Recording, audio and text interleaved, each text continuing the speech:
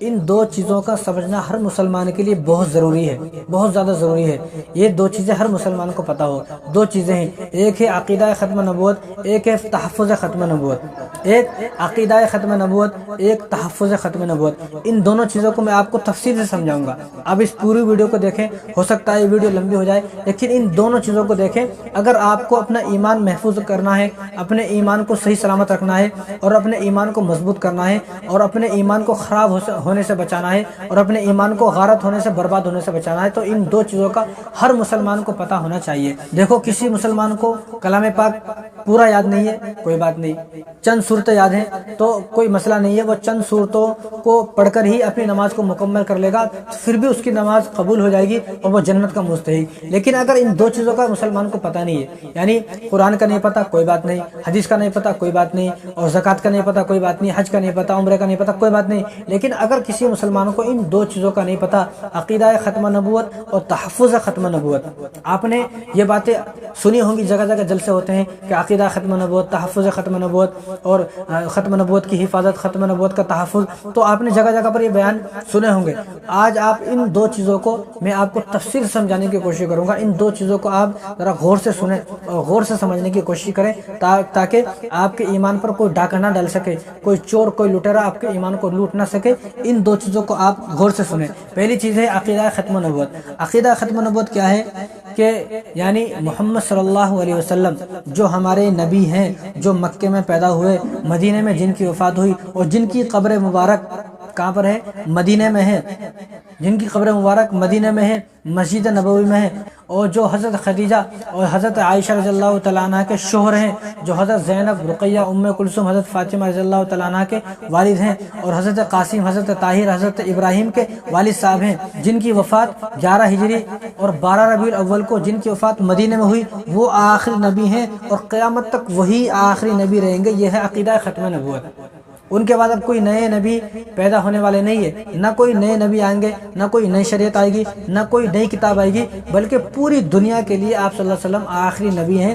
اس بات پر پکا یقین ہو۔ اتنا ہی نہیں، بلکہ 18,000 جو مخلوق ہیں، ان تمام مخلوق کے لیے اللہ تبارک و تعالیٰ نے حضور صلی اللہ علیہ وسلم کو ہی آخری نبی بنا کر بھیجا ہے۔ آپ فرشتوں کے نبی، آپ جنات کے نبی، آپ جو ہے انسانوں کے نبی، یعنی 18,000 جو مخلوقات ہیں، ان تمام کے نبی کون ہیں؟ حضور صلی اللہ علیہ وسلم ان تمام کے نبی ہے، اور قیامت کی صبح تک آپ صلی اللہ علیہ وسلم ہی آخری نبی رہیں گے۔ یہ اس کو بولتے ہیں عقیدہ ختم نبوت۔ اب جو کوئی دعویٰ کرے گا، کوئی یہ دعویٰ کرے کہ میں نبی ہوں، آپ صلی اللہ علیہ وسلم کے علاوہ اس زمانے میں کوئی دعویٰ کرے گا تو وہ مرتد ہے، کافر ہے، اسلام سے اس کا کوئی تعلق نہیں ہے، وہ اسلام سے خارج ہو گیا۔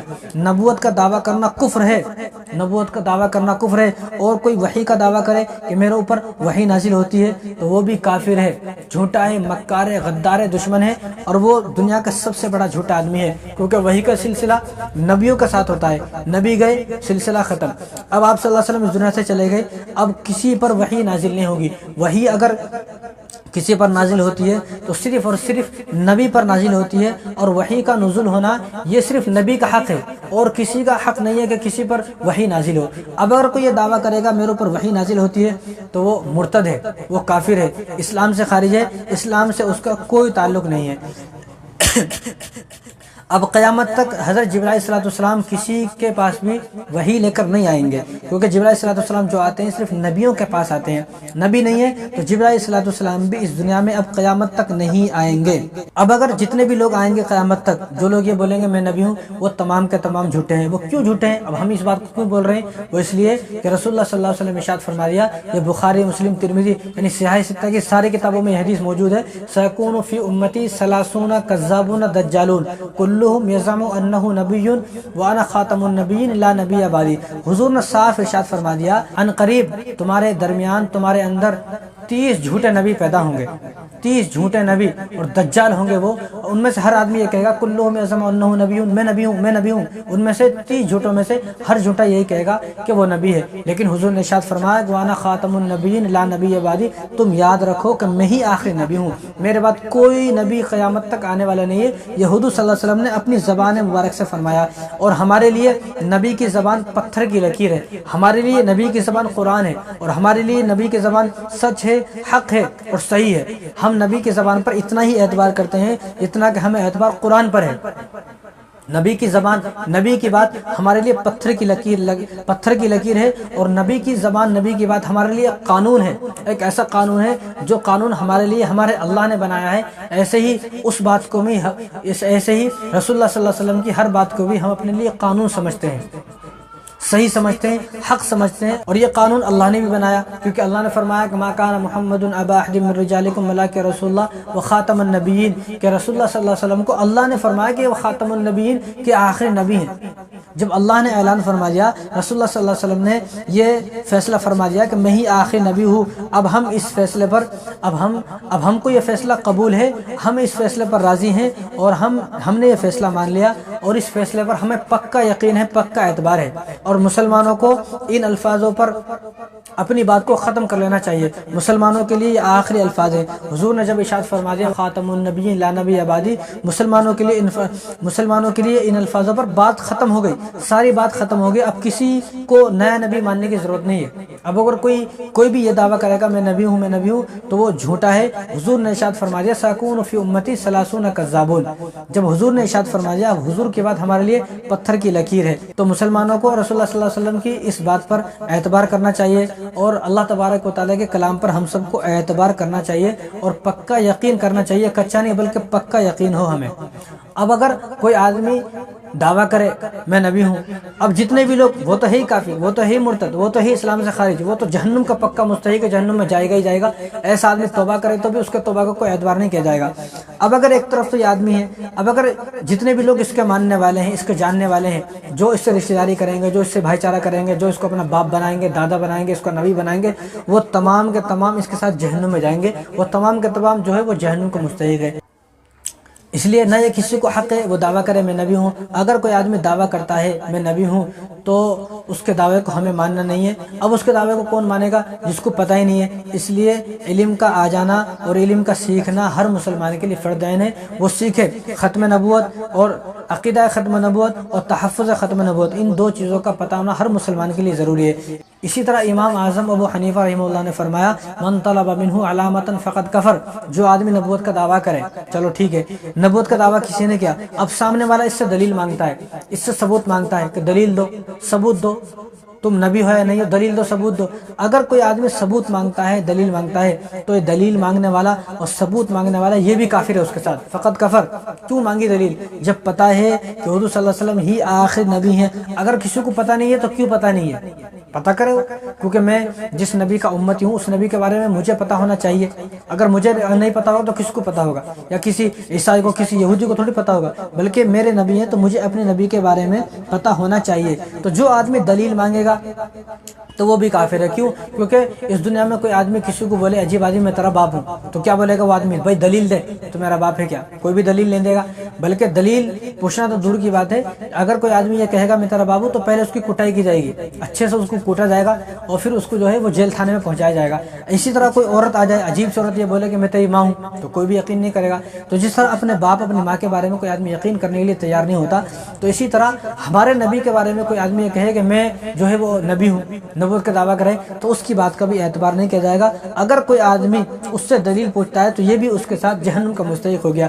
اسی طرح ملا علی قاری رحمۃ اللہ علیہ نے یہاں تک فرمایا جو کوئی یہ بولے کہ نئے نبی آ سکتے ہیں، صرف اتنا بولے کہ نئے نبی آ سکتے ہیں، نئی قرآن آ سکتی ہے، نئی کتاب آ سکتی ہے، نیا احکام نازل ہو سکتا ہے، نئی شریعت آ سکتی ہے، صرف اتنا بولے کہ آ سکتا ہے، اگر کوئی آدمی اتنا بھی بولے تو وہ بھی کافر ہے، وہ بھی مرتد ہے، وہ بھی اسلام سے خارج ہے۔ اتنا بولے، کیوں بولے گا اتنا؟ جب معلوم ہے کہ بھائی ہمارے پاس کتاب ہے، ابھی جو قرآن ہے یہ قرآن قیامت تک کے لیے قرآن ہے، جو احکام جو شریعت نازل ہو چکے ہیں یہ قیامت تک کے لیے ہیں، اور جو آپ صلی اللہ علیہ وسلم ہیں یہ ہمارے نبی قیامت تک کے لیے نبی ہیں۔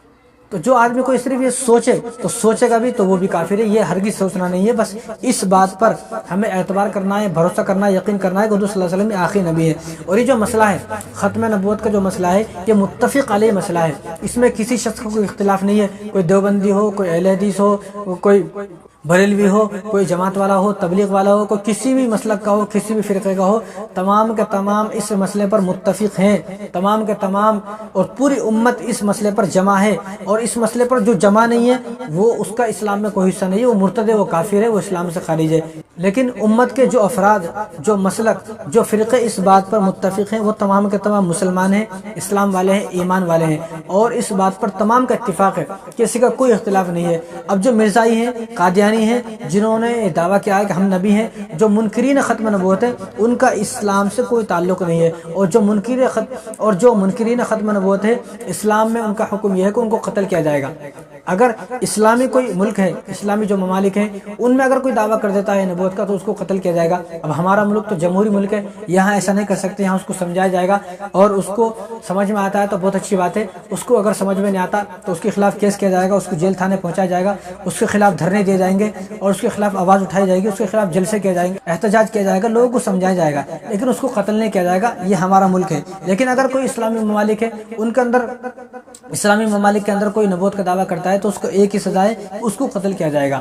تو ایک اور بات یاد رکھیں آپ کہ ختم نبوت کا جو عقیدہ ہے, یہ ختم نبوت کا عقیدہ اللہ تبارک و تعالیٰ نے قرآن کریم میں 100 جگہ نازل فرمایا. یعنی 100 آیات ایسی ہیں کہ جن سے عقیدہ ختم نبوت ثابت ہوتا ہے, اور 210 حدیثیں ایسی ہیں کہ جن سے عقیدہ ختم نبوت ثابت ہوتا ہے. یعنی حضور صلی اللہ علیہ وسلم نے 210 مرتبہ یہ بولا کہ میں آخری نبی ہوں, میں آخری نبی ہوں. اللہ تبارک و تعالیٰ نے 100 مرتبہ یہ بولا کہ حضور صلی اللہ علیہ وسلم آخری نبی ہے. دیکھو, اگر اللہ تبارک و تعالیٰ ایک مرتبہ بول دیتے اور رسول اللہ صلی اللہ علیہ وسلم اگر ایک مرتبہ بول دیتے, جو یہی ہمارے لیے پتھر کی لکیر تھی, یہی ہمارے لیے بہت تھا. لیکن اللہ تبارک و تعالیٰ نے 100 مرتبہ بولا اور رسول اللہ صلی اللہ علیہ وسلم نے 210 مرتبہ بولا کہ میں آخری نبی ہوں. تو کوئی تو بات ہوگی. اب یہ آدمی جو ہے جو ختم نبوت کا منکر ہے, یہ پہلی بات تو قرآن کا منکر ہے, اللہ کا منکر ہے, صحابہ کا منکر ہے, علماء کا منکر ہے. جو 1400 سال سے علماء ہمیں سمجھاتے آ رہے ہیں, یہ ان تمام کا منکر ہے. اور یہ آدمی جو ختم نبوت کا منکر ہے, یہ آدمی قرآن کریم کی 100 آیتوں کا منکر ہے اور حضور صلی اللہ علیہ وسلم کی 210 احادیث کا منکر ہے. اور یہ آدمی ماشاءاللہ, یہ بات مجھے کہنی نہیں چاہیے, آپ کے لیے سمجھانے کی کوشش کر رہا ہوں میں کہ یہ آدمی 100 مرتبہ اللہ کو جھوٹا بول رہا ہے. یعنی اللہ نے قرآن میں 100 مرتبہ جھوٹ بولا, یعنی یہ آدمی اللہ کو جھوٹ بول رہا ہے, اللہ پر جھوٹا الزام لگا رہا ہے, اللہ پر بہتان لگا رہا ہے, اللہ پر تہمت لگا رہا ہے اور 100 آیتوں کا انکار کر رہا ہے. یہ آدمی جو آدمی منکرین ختم نبوت ہے, جتنے بھی لوگ منکر ختم نبوت ہیں, یہ سب لوگ یاد رکھیں یہ آدمی اللہ تبارک و تعالیٰ کو 100 مرتبہ جھوٹا بول رہے ہیں. اور اللہ تبارک جو قرآن کریم میں 6666 آیت ہیں, ان میں سے یہ آدمی 100 آیتوں کو نکال رہا ہے. یہ بولنے کی کوشش کر رہا ہے کہ میں ان 100 آیتوں پر اعتبار نہیں کرتا, ان 100 آیتوں کو نہیں مانتا, ان 100 آیتوں پر میرا کوئی اعتبار نہیں ہے, کوئی اعتماد نہیں ہے. یہ آدمی ایسا ہے. اور معاذاللہ اس سے بڑھ کر یہ بات جو ظلم ہے وہ یہ کہ یہ آدمی 210 مرتبہ حضور صلی اللہ علیہ وسلم پر جھوٹا بہتان لگا رہا ہے. یعنی حضور نے اپنی زندگی میں 210 مرتبہ جھوٹ بولا.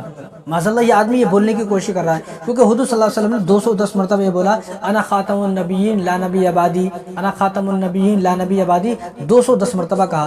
اب وہ آدمی جو منکر ختم نبوت ہے وہ 210 مرتبہ حضور صلی اللہ علیہ وسلم کو معاذاللہ وہ جھوٹا بول رہا ہے. اور حضور صلی اللہ علیہ وسلم نے پوری زندگی میں ایک مرتبہ بھی جھوٹ نہیں بولا, ایک مرتبہ بھی. اگر کوئی آدمی ایک مرتبہ بھی حضور صلی اللہ علیہ وسلم کا جھوٹ ثابت کر دیتا ہے تو ہم اپنی گردن اڑوانے کو تیار ہے, اپنا سر کٹانے تیار ہے. لیکن حضور صلی اللہ علیہ وسلم نے اپنی 23 سالہ زندگی نہیں بلکہ اپنی 63 سالہ زندگی میں بھی کوئی جھوٹ نہیں بولا. اسی لیے آپ صلی اللہ علیہ وسلم کو صادق کہا جاتا تھا, امین کہا جاتا تھا.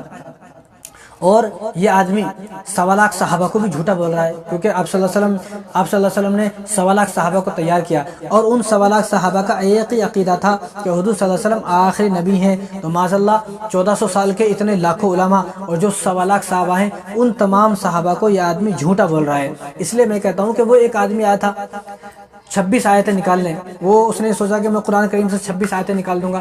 وہ آج کہاں ہے کسی کو پتہ نہیں ہے. جو 26 آیتیں نکالنے آیا تھا اللہ تبارک و تعالیٰ نے اس کو اسلام سے نکال دیا۔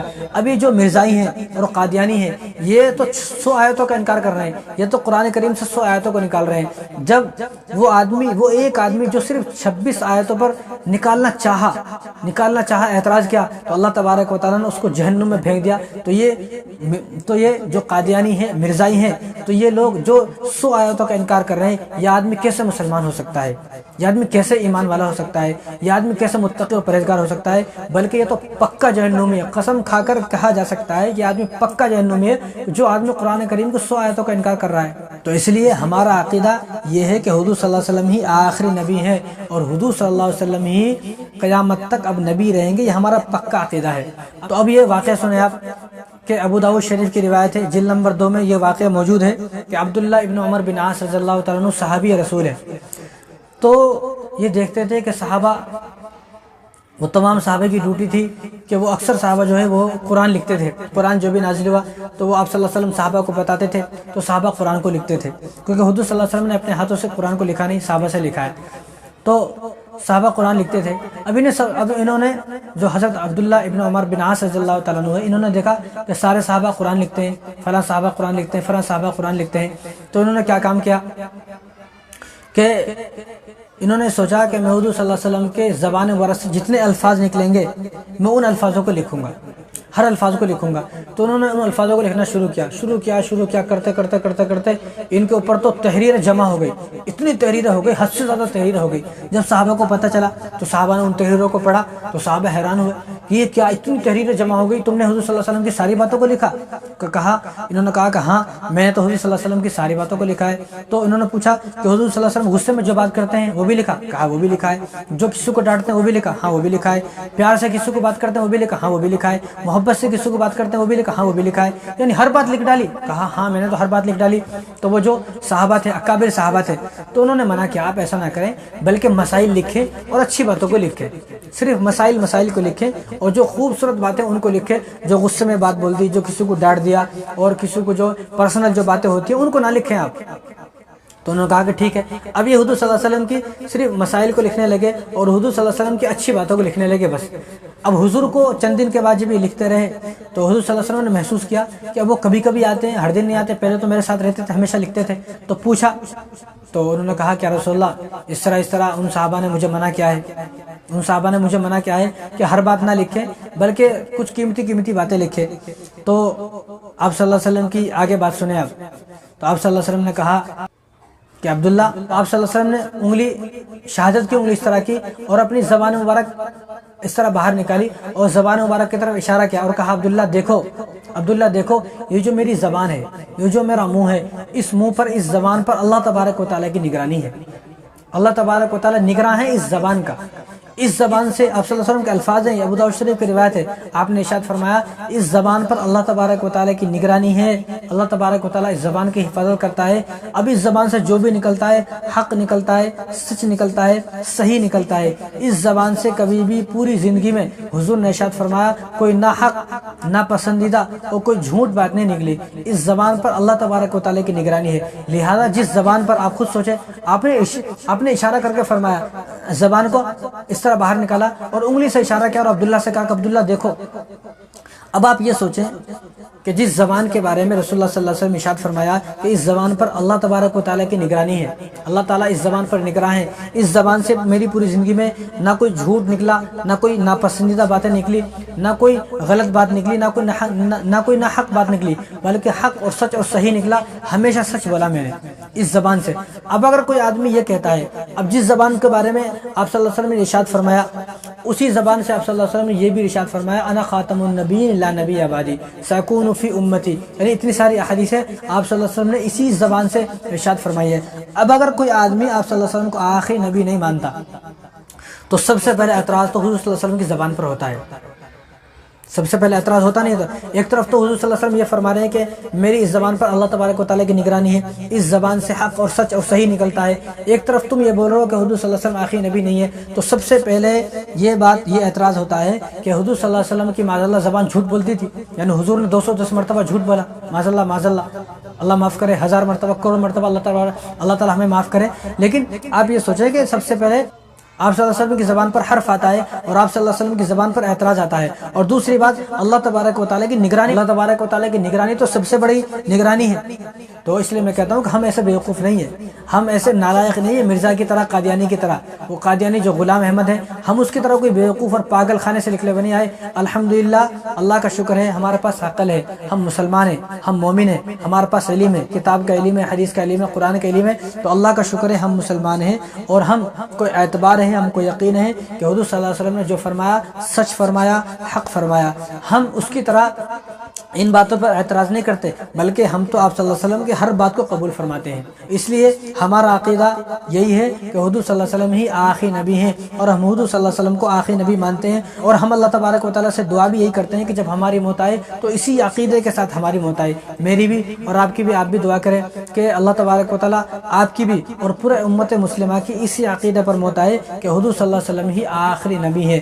تو اس کو کیا کہا جاتا ہے؟ اس کو عقیدہ ختم نبوت کہا جاتا ہے۔ تو امید ہے کہ یہ بات آپ کو تھوڑی سمجھ میں آ گئی ہوں گی۔ تو میں نے دو باتیں بتائی تھی، ایک ہے عقیدہ ختم نبوت، ایک ہے تحفظ ختم نبوت۔ یہ عقیدہ ختم نبوت ہے۔ اب نمبر دو جو دوسری چیز ہے وہ ہے تحفظ ختم نبوت۔ تحفظ ختم نبوت کیا ہے؟ یہ جو عقیدہ ہے، جب حضور نے ارشاد فرما دیا میں آخری نبی ہوں، میرے بعد کوئی نیا نبی نہیں آئے گا، میرے بعد کوئی نئی کتاب نازل نہیں ہوگی، نئی احکام، نئی شریعت نہیں آئے گا، اور اللہ تبارک و تعالیٰ نے ارشاد فرما دیا کہ آپ صلی اللہ علیہ وسلم آخری نبی ہیں، تو ان عقائد کی حفاظت کرنا، ان عقائد کو امت کو بتانا، امت کو آگاہ کرنا، امت تک ان عقیدوں کو پہنچانا، صحیح عقیدوں کو امت تک پہنچانا، اور جو غلط عقیدے ہیں ان سے، غلط عقیدوں سے امت کی حفاظت کرنا، اس کو تحفظ ختم نبوت کہا جاتا ہے۔ ان تمام عقیدوں کا انکار کرنے والوں سے امت کی حفاظت کرنا اور امت کو آگاہ کرنا، اور ان تمام عقیدوں کے جو لوگ منکر ہیں امت کو ان کے بارے میں بتانا، اس کو کہا جاتا ہے تحفظ ختم نبوت۔ مسلمانوں کا ایمان بچانا، مسلمانوں کی ایمانوں کی فکر کرنا،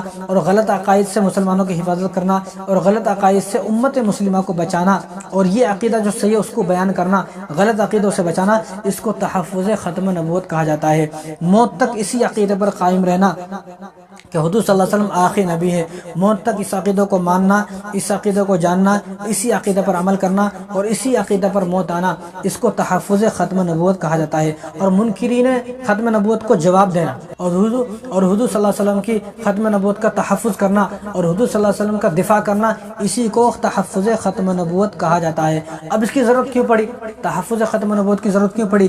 اس لیے کہ آپ صلی اللہ علیہ وسلم کے زمانے سے ہی لوگوں نے یہ شرارت، یہ بدماشی شروع کی کہ حضور صلی اللہ علیہ وسلم کے خود کے زمانے میں آپ صلی اللہ علیہ وسلم کے سامنے ہی دو لوگوں نے دعویٰ کیا، ایک اسود عنسی، دوسرا مسلمہ کذاب۔ اسود عنسی کو حضور صلی اللہ علیہ وسلم کے سامنے ہی قتل کیا گیا، وہ باتیں بھی آپ کے سامنے آئیں گے، اور مسلمہ کذاب کو آپ صلی اللہ علیہ وسلم کی وفات کے 2 سال کے بعد اس کو قتل کیا گیا۔ یہ وہ دو لوگ ہیں جو آپ صلی اللہ علیہ وسلم کے زمانے میں ہی نبوت کا جنہوں نے دعویٰ کیا۔ تو یہ بدماش ہر زمانے میں پیدا ہوتے ہیں۔ اب ہمارے ہندوستان میں بھی پنجاب کے اندر ایک شخص 1908 میں مرا، وہ شخص 1908 میں وہ شخص مرا، تو اس نے بھی، اور بیت الخلاء کے اندر مرا۔ اس کے بارے میں آپ کو تفصیل سے باتیں بتاؤں گا، تفصیلاً اس کے بارے میں سنیں گے تو بڑا مزہ آئے گا، تو تفصیل سے میں اس کے بارے میں بعد میں بتاؤں گا۔ تو یہ آدمی پنجاب میں پیدا ہوا، اور پنجاب میں اس آدمی نے، گرداس پور ایک شہر ہے، اس میں اس آدمی نے، قادیان ایک گاؤں ہے، تو اس گاؤں میں اس آدمی نے نبوت کا دعویٰ کیا ہندوستان کے اندر۔ 1908 میں مرا ہے۔ تو 1908 سے کچھ پہلے جب انگریزوں کا دور تھا اور جب انگریزوں کا زمانہ تھا اور انگریزوں نے ہندوستان پر قبضہ کیا ہوا تھا اور پورا جو وہ ہندوستان اکھنڈ بھارت تھا، تو اس وقت اس آدمی نے دعویٰ کیا کہ میں آخری نبی ہوں۔ تو تحفظ ختم نبوت کی ضرورت اس لیے پڑی تو کہ زمانے کے اعتبار سے چند 100 سال کے بعد ایک آدمی جو ہے وہ اٹھتا ہے، دعویٰ کرتا ہے کہ میں نبی ہوں۔